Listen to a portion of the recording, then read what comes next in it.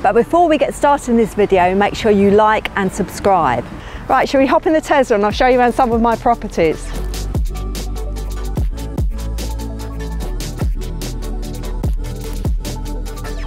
So this is a property that we own. It's 103 Mill Street, and Mill Street's a property that I use to illustrate whether we should or whether we shouldn't accept tenants with pets.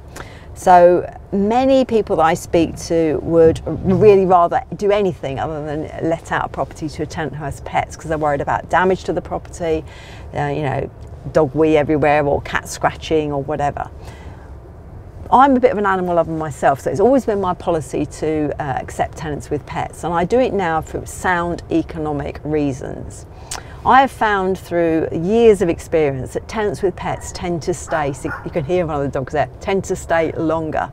So that's actually on cue, one of my tenants' dogs barking. So tenants with pets tend to stay longer. So this particular property, 103 Mill Street, has a tenant in it called Sam.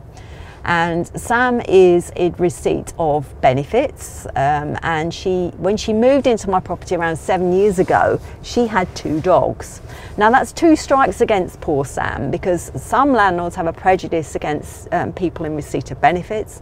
Some landlords have a prejudice against pets, and combine the two and it's difficult. So when she applied for our property, she had been looking for months to find somewhere that would accept her on benefits with 2 dogs.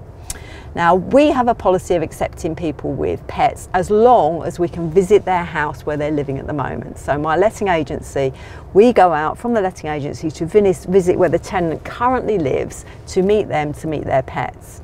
And it was very apparent that, you know, Sam's house was perfectly nice, sort of house where you wanted to take off your shoes on the way in, didn't smell of dog, it was nice, clean, well kept. So we were happy to accept her. Now, Sam's been there a long while. When she lived in the house for a couple of years, one of the dogs got pregnant. So Sam being Sam, the dogs were really important to her. She decided she would keep a couple of the puppies. So now Sam lives in this little ordinary 2 up, 2 down, sort of end terrace Victorian property with 4 dogs. And effectively she's trapped there because very few other landlords are going to take her in receipt of benefits with 4 dogs. So I don't actually care what condition my carpets are in after 7 years. I'm going to replace them if and when Sam leaves, or when, you know, they've actually worn out and she needs new carpets in them. So for me, taking tenants with pets is sound economic principles because they tend to stay significantly longer, and also we have checked the house that they're living in at the moment to check that the dogs aren't causing any trouble. Also, Sam had lived in her previous property for around 3 years. So if somebody's had a history of renting with pets for a long period of time, it's very unlikely that the pets are going to be causing trouble, because 3 years is long enough for a landlord to get fed up with the tenant, with the pets, or for neighbours to be complaining and the landlord feel they have to ask the tenant to leave because of issues with dogs barking or whatever. So that was a very safe bet for us. It's been really good for us. She's very happy there. We're very happy for her to live there. Tenants with pets for me is a winner, but it's very much your call.